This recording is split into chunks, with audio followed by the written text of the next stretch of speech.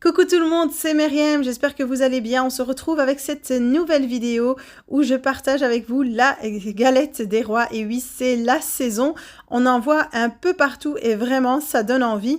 Mais c'est vrai que réaliser sa propre pâte feuilletée, ça prend beaucoup de temps. Et ici, je vais vous montrer comment gagner un maximum de temps. Alors j'ai préparé une pâte feuilletée express prête en moins de 10 minutes. Oui, ça m'a même pas pris 10 minutes de la faire.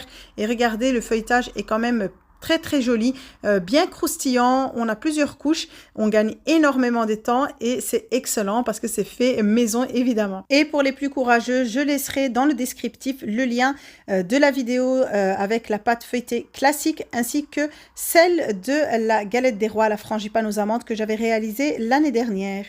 Voilà pour la pâte feuilletée, il n'y a pas grand chose comme ingrédient. J'ai ici 250 g de beurre que j'ai coupé en morceaux et que j'ai mis au congélateur 5 minutes avant de commencer la recette. J'ai 300 g de farine, 150 ml d'eau et une cuillère à café de sel. Alors, dans cette pâte feuilletée, on va tout mélanger d'un coup et le mieux, c'est de le faire directement au robot parce qu'avec la main, le beurre risque de chauffer. Donc, le plus important, c'est vraiment de garder un beurre très froid. Voilà, je vais tout placer dans mon bol, la farine, le sel, le beurre et je rajoute directement par-dessus la quantité d'eau. Donc les 150 ml et je vais mettre mon robot en vitesse 1 ou 2, juste le temps que ça se ramasse. Donc il ne faut pas pétrir la pâte, c'est pour ça que j'ai utilisé la feuille de mon robot. Donc je vais juste ramasser et laisser vraiment cette espèce de pâte très granuleuse. Regardez, on voit vraiment les gros morceaux de beurre, c'est normal, c'est comme ça. Donc ici dans cette pâte feuilletée express, on ne fait pas de détrempe dans laquelle on mettra plus tard du beurre. On a mis directement le beurre dans la farine. Voilà, directement, je vais l'étaler. Il n'y a pas de temps de repos. J'ai mis de la farine sur le plan de travail, donc n'hésitez pas à en mettre en quantité, vu que les morceaux de beurre sont encore apparents et que ça va risquer de coller sur votre plan de travail. Donc voilà, je rajoute au fur et à mesure la farine. Et je vais étaler ma pâte sous forme de longs rectangles, donc dans le sens de la longueur. J'essaye un peu d'arranger les bords pour qu'ils soient le plus droit possible. Et je vais rabattre le haut. Et donc, vous voyez bien la texture de la pâte, c'est tout à fait normal à ce stade-là. Et je rabats le bas, donc évidemment, il y a tout le beurre. Et je vais faire un quart de tour. Voilà, je farine de nouveau et je vais étaler de nouveau dans le sens de la longueur. Donc, on va à chaque fois rabattre une fois le haut, une fois le bas et faire un quart de tour. Donc, à ce moment-là, on peut dire qu'on a fait un tour à notre pâte. Alors moi, au total, j'ai fait 7 tours à ma pâte. Vous pouvez en faire moins, évidemment. Mais pour faire, par exemple, la galette des rois, justement, le minimum serait quand même de faire 5 tours au total. Donc, à chaque fois qu'on a rabattu le haut et le bas et qu'on a fait un quart de tour, on appelle ça un tour. Alors, je vais renouveler l'opération plusieurs fois. Si vraiment vous avez du mal à travailler votre pâte, vous pouvez la placer au réfrigérateur 5 ou 10 minutes, ou même plus si vous voulez. Mais bon, le but ici, c'était justement de gagner un maximum de temps et de travailler le plus vite possible. Donc, en mettant assez de farine sur le plan de travail, la pâte ne colle plus. Et au fur et à mesure des tours, la pâte devient de plus en plus lisse et on obtient de plus en plus un beau résultat bien net avec une très belle pâte. Donc je vais continuer ainsi de suite et toujours essayer de bien arranger les bords pour que quand on fait nos plis, tous les côtés se couvrent avec la pâte uniformément. Voilà, une fois que j'ai terminé, je peux l'utiliser soit directement, soit la laisser reposer un peu au frais. Une fois terminé, je l'ai recouvert de cellophane et je l'ai laissé au réfrigérateur, juste le temps de préparer les crèmes. Alors, il y a différentes variantes dans les galettes des rois. Ici, je vais préparer une crème pâtissière. Donc, j'ai 3 jaunes d'œufs. J'ai également 100 g de sucre, 350 ml de lait, 2 cuillères à soupe de maïzena, de fécule de maïs, et une cuillère à café de beurre. Alors, soit vous utilisez des gousses de vanille, je n'en avais pas, j'ai utilisé de l'extrait de vanille. Voilà, c'était aussi tout aussi bon. Donc, j'ai d'abord mis le lait à chauffer Et ici, je vais mélanger mes jaunes d'œufs et mon sucre et je vais bien les battre jusqu'à blanchiment et jusqu'à obtenir un mélange qui soit assez liquide. Voilà, une fois que j'ai bien battu le tout, je rajoute ma fécule de maïs et je vais fouetter de nouveau.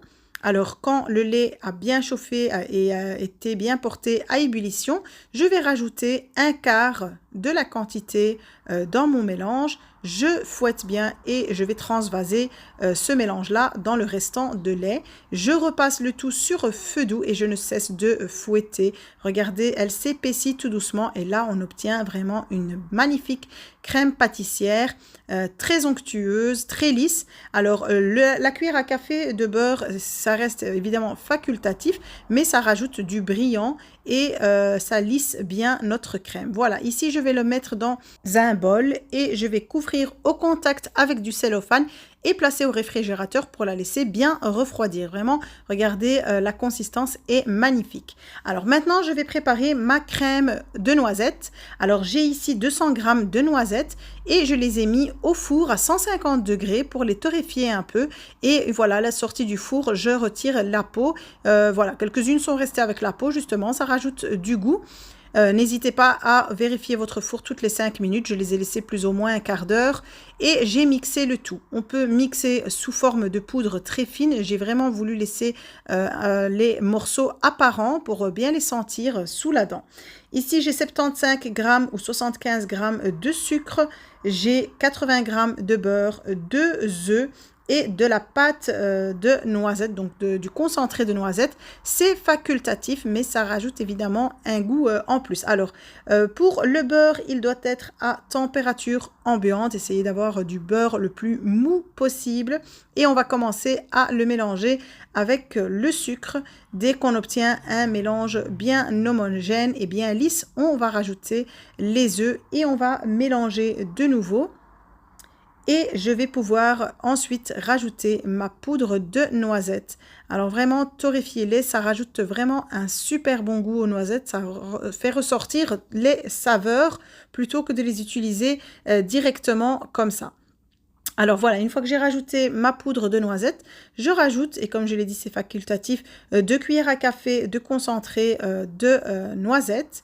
Et je vais mélanger le tout jusqu'à obtenir une crème bien homogène et bien onctueuse. C'est super bon, la crème de noisettes. Si vous n'avez jamais testé, testez-la, c'est vraiment délicieux. Alors moi, j'avais bien laissé les noisettes assez grosses, donc on voit bien les petits morceaux.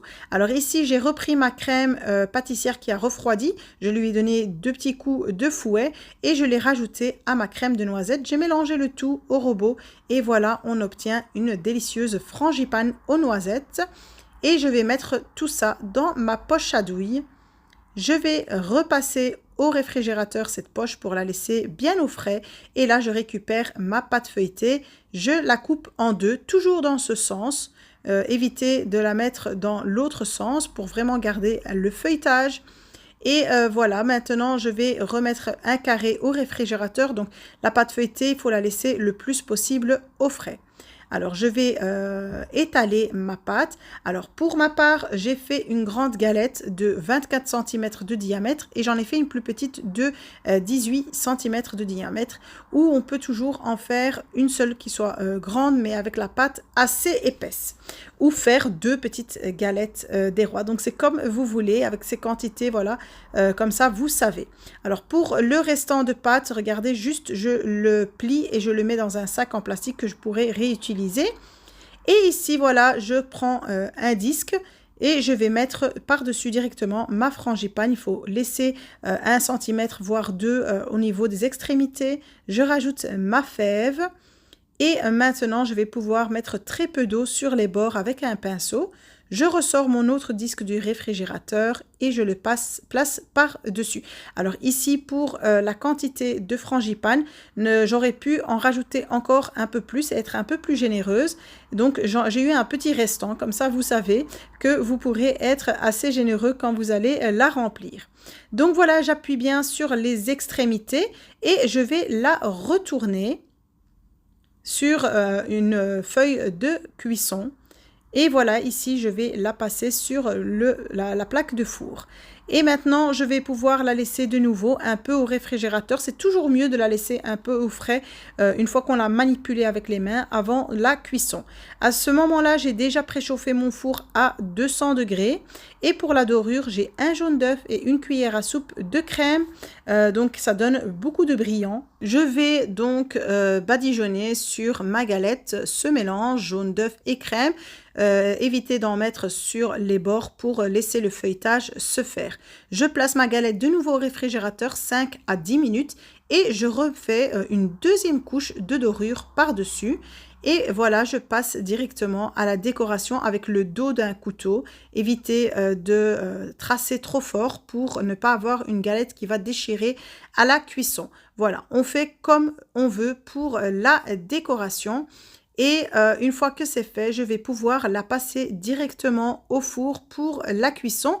Mais avant cela, n'oubliez pas de faire un trou au centre et dans d'autres endroits pour faire des petites cheminées pour qu'elle ne craque pas à la cuisson. Voilà, je l'ai laissé cuire 45 minutes dans le four que j'avais baissé à 180 degrés. Et la voici à la sortie du four. Alors, elle est bien dorée, vraiment une très très belle couleur, bien appétissante. La pâte est super croustillante, feuilletée comme il faut, surtout pour une pâte qui n'a pas pris beaucoup de temps à être réalisée. Et voilà, donc à déguster avec modération, évidemment. J'espère en tout cas que cette vidéo vous a plu. N'oubliez pas de me le faire savoir en likant, en commentant, en partageant sur vos réseaux sociaux et en vous abonnant si vous n'êtes pas abonné à ma chaîne. Et je vous dis à très vite pour une nouvelle vidéo.